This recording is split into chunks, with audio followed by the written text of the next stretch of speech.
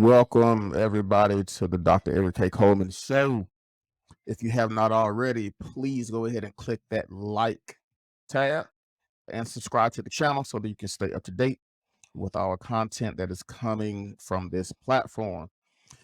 Today's show, we're going to be dealing with awareness, assumptions, and actions. Asking the question, why do we do what we do? And this is going to be a TED Talk that is anchored by Mr. Steve Pescatelli.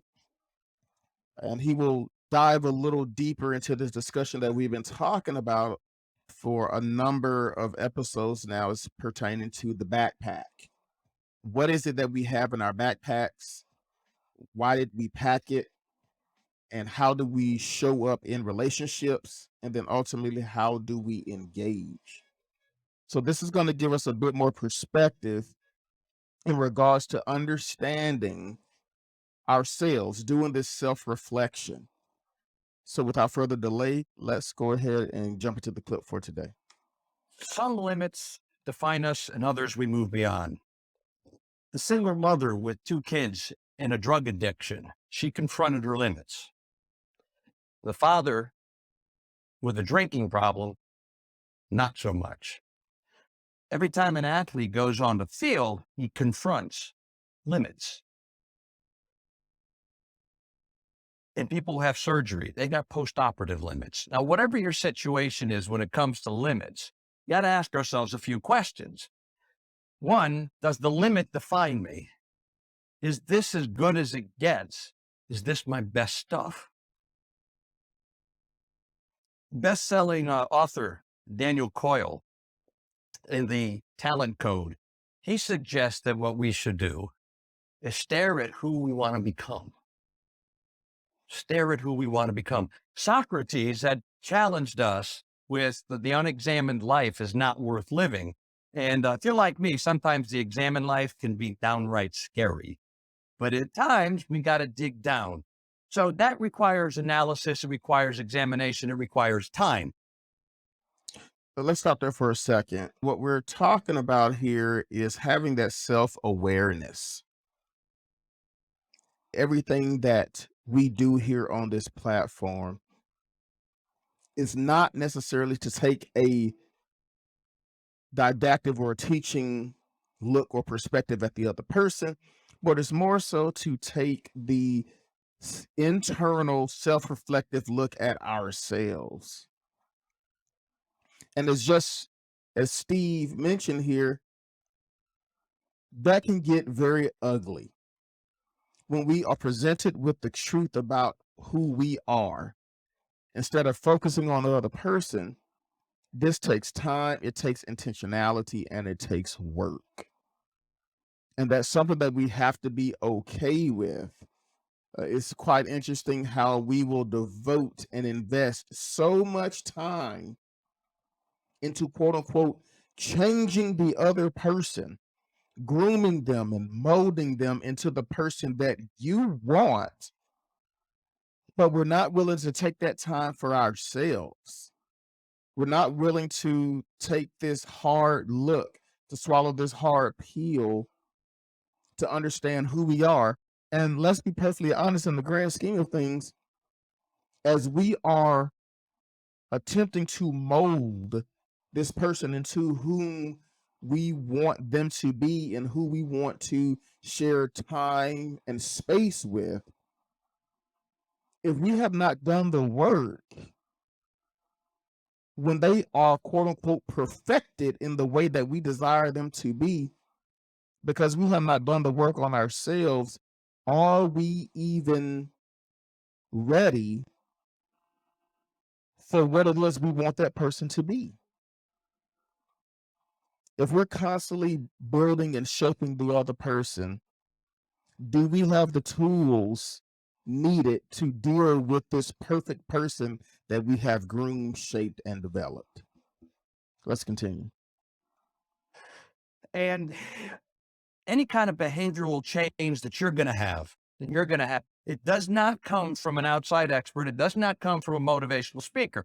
They might provide the activation energy, but you got to do persistent, disciplined work to get to where you want to go. Yeah, I totally agree with him wholeheartedly here.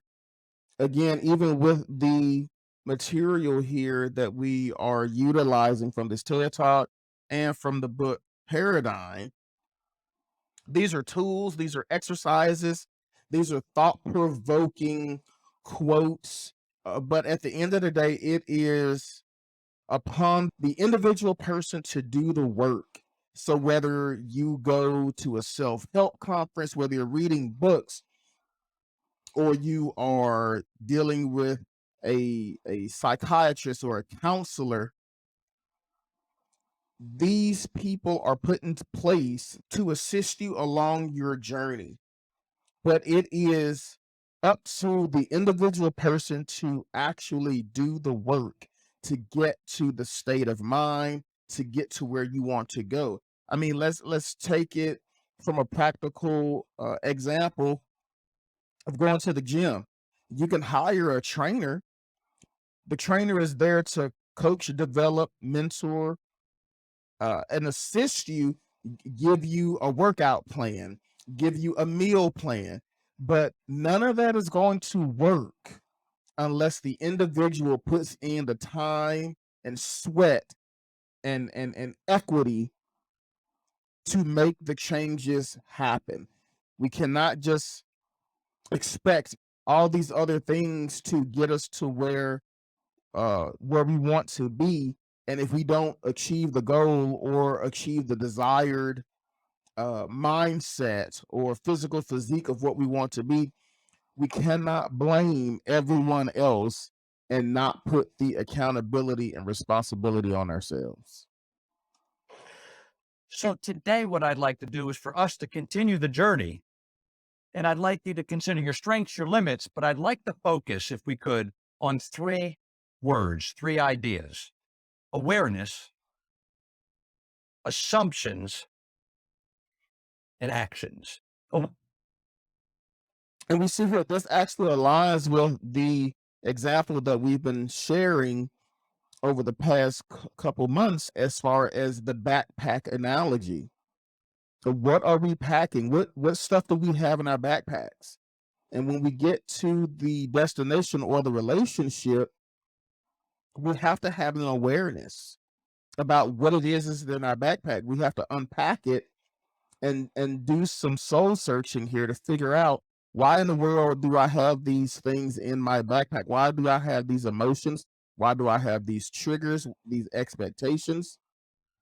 And then that moves us into the assumptions of, how am I perceiving other people? Is my perceived description of this world or relationships, is it reality?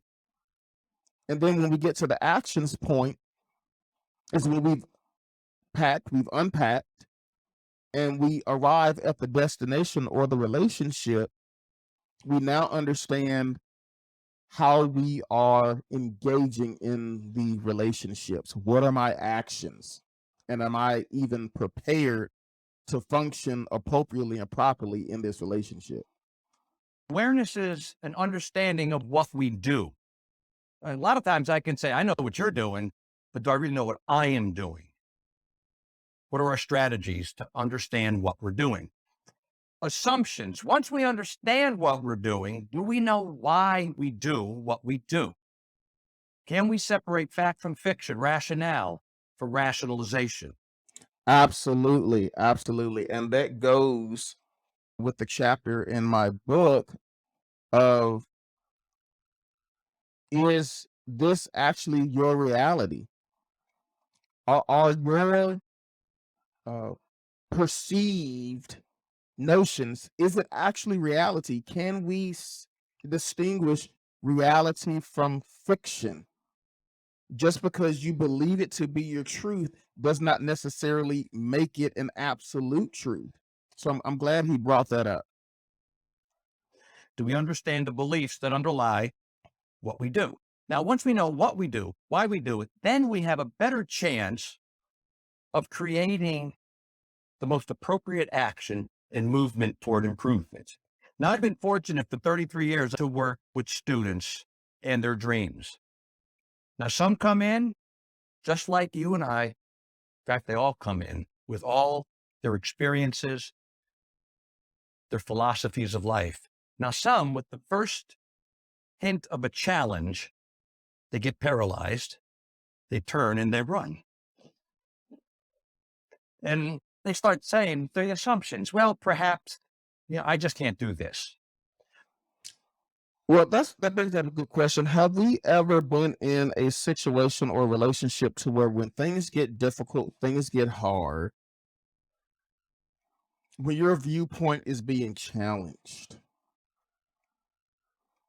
when people are not bowing down to what it is that you say, when you are not the dominant one in the relationship, when you don't get your way, is that a deal breaker? Is that something as to say, well, I'm done with this. I don't want to engage any further because I'm not getting what I need out of the relationship? That there was a posting that I made on social media a couple of days ago in regards to people who have this assumption, again, assumption versus reality, or your perceived reality, that they are intimidating. Well, no one can deal with me because I'm intimidating. Well, ma'am, sir, have we taken a step back to even think about, is it the fact that you are actually intimidating, or is it that you are intolerable? Is it that people desire to have their peace over having pieces of you? So we really got to take a step back and think about these types of things when we create a reality for ourselves, which is actually fiction, is fictitious, and we're dwelling in these made up realities, but we have turned it into something that's absolute truth, which is not. And we're wondering why we cannot function properly in relationships because we are self-deceived and we are delusional. Or the assumption could very well be, my life isn't really that bad. I don't need the college stuff. And what they say, in essence, is I'll settle for what I have. There's a great Michael Crawford cartoon. Two people at the altar, they're holding each other's hands and they're looking into each other's eyes. And then they say those magical words, you'll do. Oh, she didn't like that. Now, can you imagine the ending on that story? But so many times we settle rather than confronting what's in front of us. Then we have the students that come in, they're fired up, and in 4 weeks, they're out of gas. And how many times do we run out of gas? There was a study done. Yeah, that brings up a good talking point. Have you seen people who enter into these relationships blasting off on all cylinders, full throttle? And they say, well, when I love hard. And they're giving every single thing in the beginning of the relationship. And again, when I'm talking about relationship, I don't mean just romantic. We're talking platonic, we're talking workforce, we're talking associates, family members, parental, child. We go into these relationships and we are saying that we are giving our all,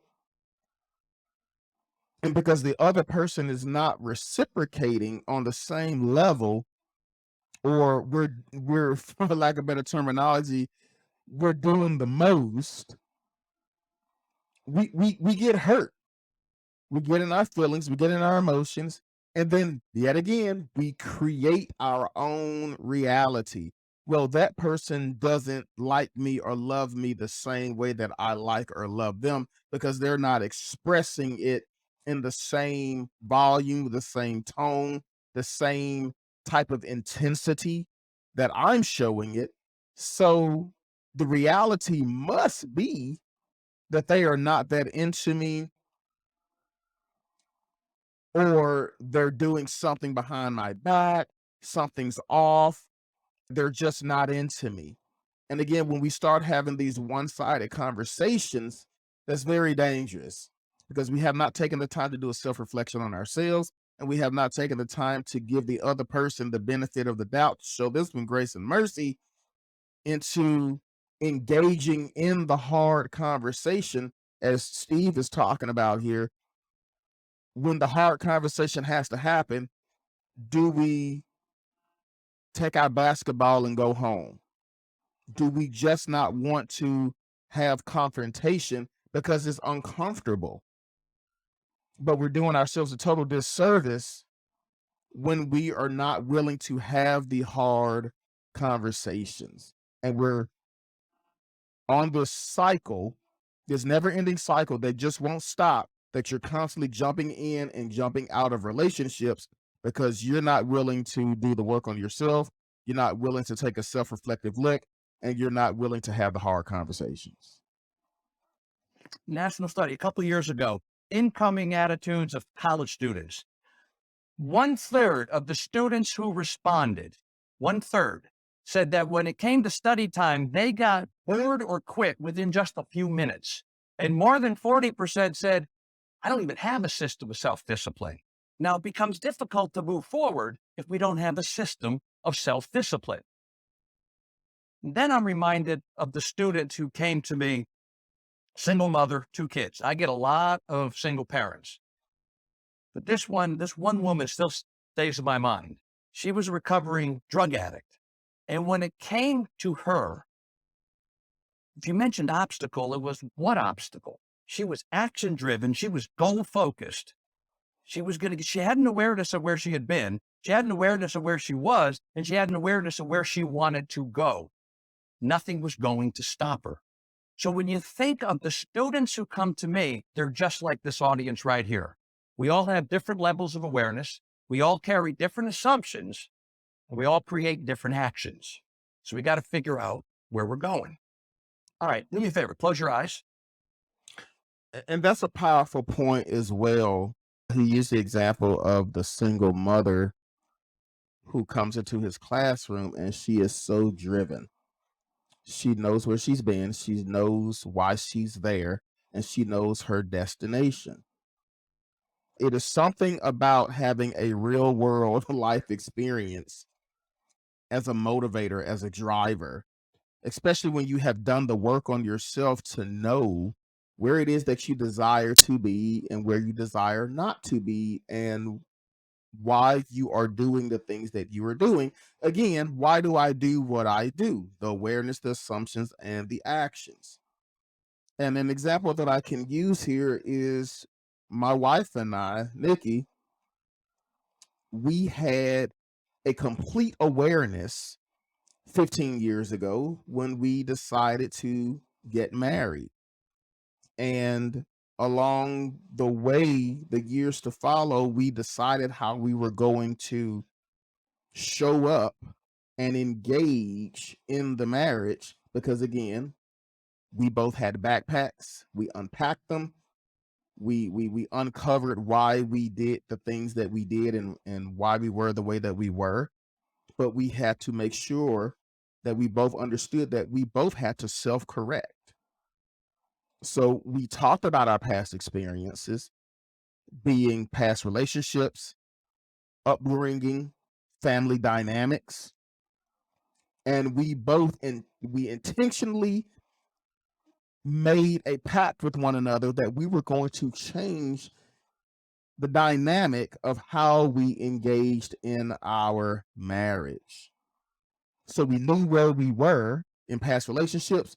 We knew where we were, what we were exposed to, what our influences were growing up as the models of relationships when we're talking about romantic relationships and marriages. So we brought those things to the table. We had a self-awareness of ourselves and our environments. And we made a decision on what we wanted to do, how we wanted to show up and present to our children. And we made a plan and we took action. And this is what he's saying here. We are aware of it. We call that thing out. and we take the immediate actions to get to the point to where we want to be. And do we do that on a daily basis with ourselves and with our relationships? Do we take the self inventory? Do we understand where we are? Do we understand why it is we do things that we do? Do we understand where we want to go? What it's going to take that gap analysis to figure out where am I, where I want to go, and what's preventing me from getting there, or what do I need to do to get there? And then we take the appropriate steps and actions to actually make that thing happen. Please don't peek.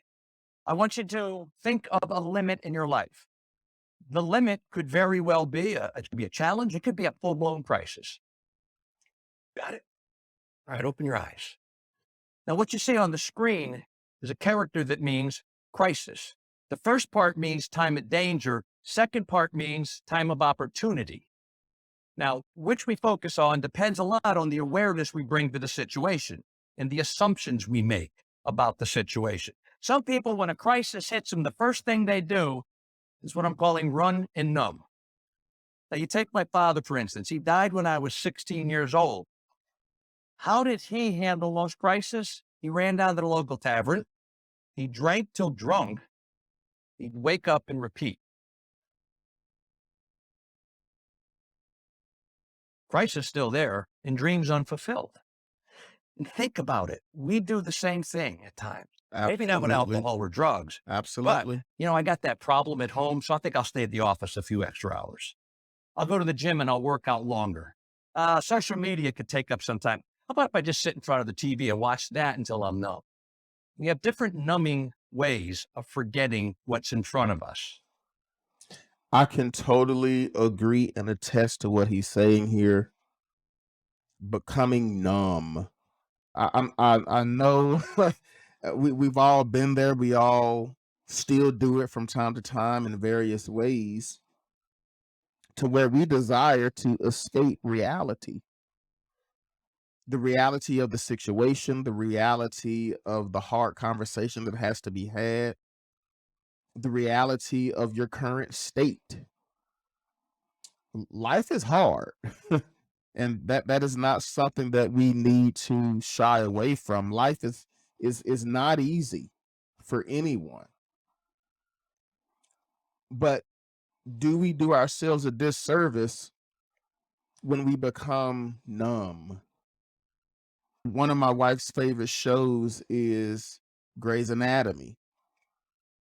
And there was a powerful statement in there that one of the characters in the program, Dr. Miranda Bailey, she stated this phrase: pain is present for a reason.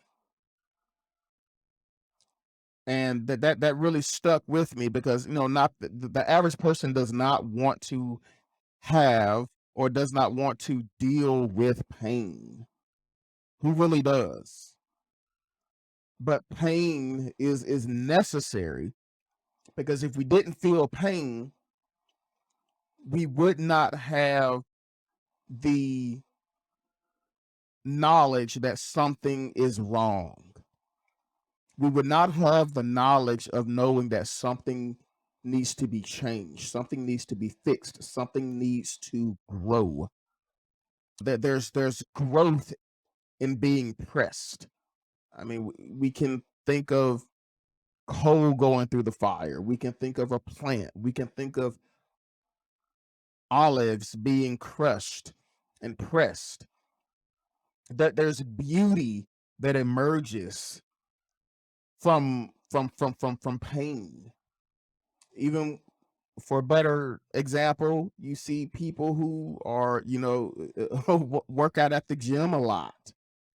And the whole point of muscle building is to break down the muscles, the tissues, and they repair themselves stronger. So there has to be a tearing.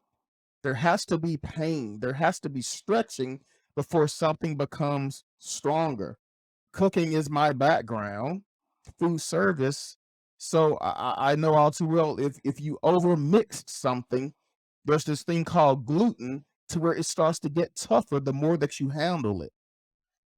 So if we can take that in our daily lives of dealing with what we have put in our backpacks, hurts, the pains, the gripes, the misusage of our hearts, the crises that we've dealt with, the disappointments, the trials and tribulations, those things are bad in context, but they are also used for good.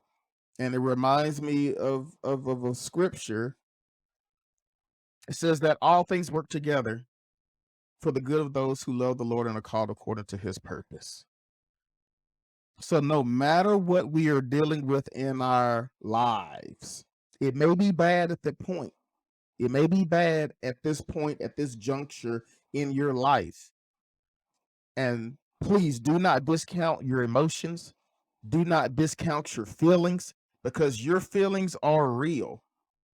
They're there for a reason, to let you know that something needs to be navigated. But the one thing we don't want to do is we do not want to allow our emotions and our feelings to, number one, paralyze us to where we cannot move forward. And we do not want our pains and our hurts to prevent us from seeing the truth. We need to see the reality. We do not want to create a perceptive truth. We want to see that thing for what it is, so that we can call it out for what it is and do the actual work to grow. That's what the pain is there for. And that's what this platform is for. We want to come alongside one another so that we can get the true perception and the truth about what it is that we're dealing with in our personal lives and in our relationships, for us to do the hard work of self-reflection so that we become aware of ourselves, so that we can get rid of all these assumptions and we can deal in the reality. We can deal in the now. And then we can put a plan together. We can have accountability partners to where we can start doing the actions, to where we can start to shift this thing in our families, in our communities, in our societies, on a national scale and globally. So we're going to continue part 2 next time. But until then, please continue to think differently about relationships. See you, fam.